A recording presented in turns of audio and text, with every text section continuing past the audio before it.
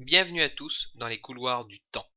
Faisons une halte en 1940, à Menton, au pont Saint-Louis, poste frontière entre la France et l'Italie. Pour protéger le passage, 9 hommes sont mis en garnison dans un petit bunker encastré dans le mur. Nos 9 héros sont sous le commandement du sous-lieutenant Charles Gros. Il faut le dire, sur le papier ils sont clairement dans la merde.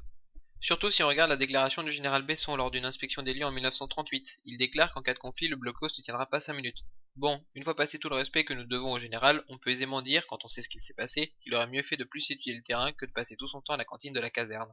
En effet, à partir du 20 juin, ça commence à chier. À partir du 22 juin, les bombardements pleuvent de partout. Dès le 23 juin, le club des 9 ne peut plus communiquer avec l'extérieur. Les 9 vaillants vont tout de même continuer à résister et à repousser les assauts adverses, et ce même si l'un des leurs est blessé à l'œil. Le 25 juin aux alentours de minuit et demi, l'armistice est mis en application, mais jusqu'au petit matin, les tirs continuent de partir de la casemate. Puis les Italiens approchent, drapeau blanc brandi. Le sous-lieutenant Gros envoie un de ses compagnons pour voir ce qu'il se passe. Les Italiens expliquent que la guerre est finie et que l'armistice est signé. Gros rétorque qu'il n'a nullement connaissance d'un armistice et il conseille aux Italiens de partir, sinon il ouvre le feu. Peu de temps après, un messager français arrive et met au courant les 9 hommes de la fin de la guerre. Les Italiens saluent le courage et l'abnégation des 9 Français. Le 28 juin 1940, un hommage leur est rendu de la part du général Orly en déclarant: sous les ordres du sous-lieutenant Gros Charles, ayant pour mission d'interdire le passage du pont Saint-Louis et de la route entrant en France et ayant été encerclé peu après le début des hostilités avec l'Italie, a continué à assurer sa mission jusqu'à la signature de l'armistice, en infligeant des pertes à l'ennemi.